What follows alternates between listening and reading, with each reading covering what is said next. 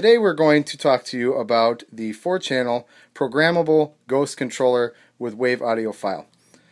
This controller basically is pretty awesome. Anand, you want to talk about it a little bit? Just give people an idea of what we're looking at here? Yes, the controller is designed to a very simple function of holding the record button down, and you can set your relays to come on or off at a given frequency, and is playing a ambient soundtrack during the recording. It's playing like a scare track, and it has the ability to delay before the recording, and there's a wait before it can be re-triggered. Cool. Well, basically what I'm going to do here is just give you guys an overview and a little bit of detail on how this pretty awesome controller works. So we'll start from left to right. I'm going to start right down here. This is the delay button. So basically when your trigger triggers the controller, this can delay up to 60 seconds. Anand, what would be the purpose of a delay button? Delay can be used for when your triggering device is not close to your prop. So if the trigger PIR is down the hall, it allows you to set a specified delay until the people are right in front of your prop, or if you wish to trigger the prop in the middle of a group.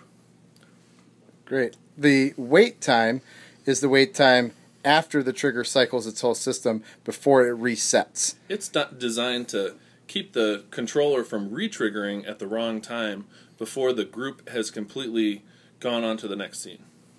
Alright, moving on, this is your record button, REC. Basically all you have to do is hold this button down and then simply just press your allotted channels just like that. You can hold them down for long periods or just hit them real quick. And I'll show you how that works shortly here once we plug it in. Right next to the record button is a jumper, and that jumper is set to write protect your recording.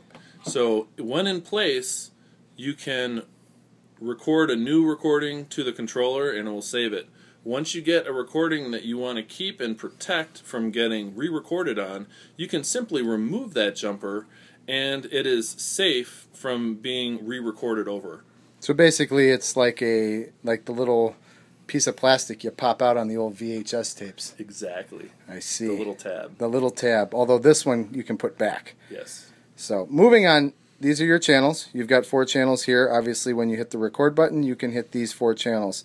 To play your recording that you've recorded without using the trigger, Anand has made a button here, which is basically your trigger button. It's a test play. A test play button, but better said. So moving on down here, at the right hand side, this unit is capable of audio sound. So basically you have your volume dial here and then your audio jack here, which I'll show you right now. Basically this is just a self-powered set of computer speakers. You plug that in just like that. The controller has a small audio amplifier, but it's really designed to be used with some external powered speakers. You get better sound, louder sound when you use that, correct? Correct. Okay, moving on to the side here. This is your 12-volt power source, which is included in this controller. Next to that, I think this is pretty slick. This is your mini micro SD card. Anand, do you want to talk a little bit about that? Because I am not versed in it. Yes, the micro SD card was chosen as it's small in size and able to fit all of the features into this controller. It comes with, typically the micro SD comes with a SD adapter.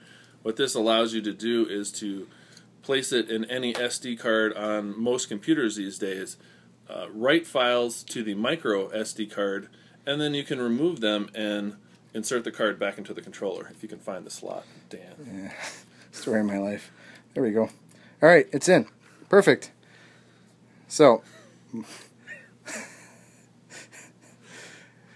onto the terminal blocks. Onto the terminal blocks. So basically we've got on the top here, it's well written out. We've got our first channel, our second channel, our third channel, and our fourth channel. And the channels are correspond to the relays inside the device. Which also correspond with the buttons that you push out here. Exactly. These are set up so that you can take these junction blocks off and easily wire in your lights, solenoids, and whatever you would want it to trigger. This is a unit that is capable for both 110 and 12 volt systems, so that's pretty cool. And basically, just take great care in wiring 110 volt circuits. Electricity can kill. Yes, it can, Anand. Yes, it can.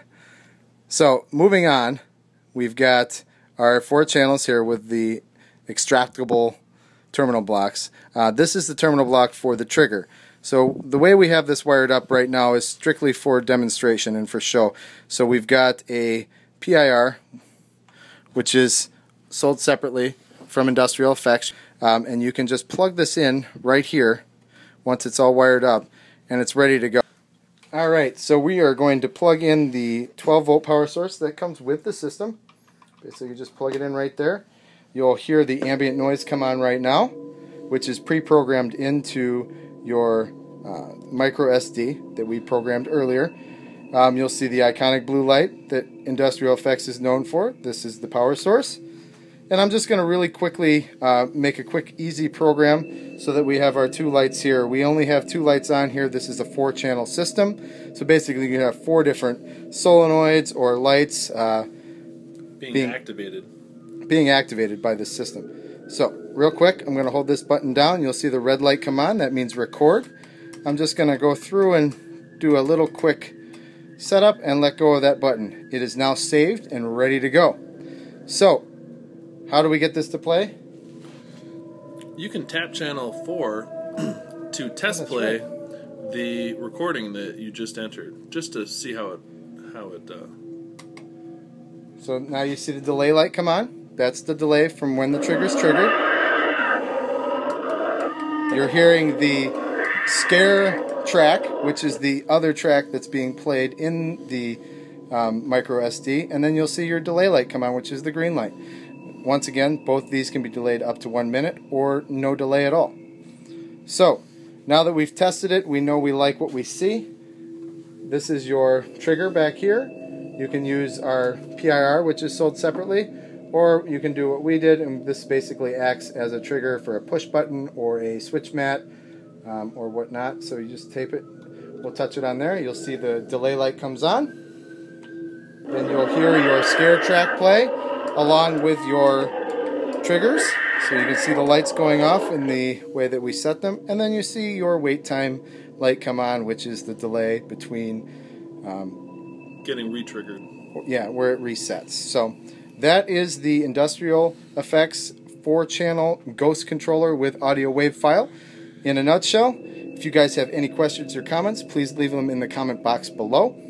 And if you do want to purchase one of these, you can go to our website, which is www.industrialeffects.com.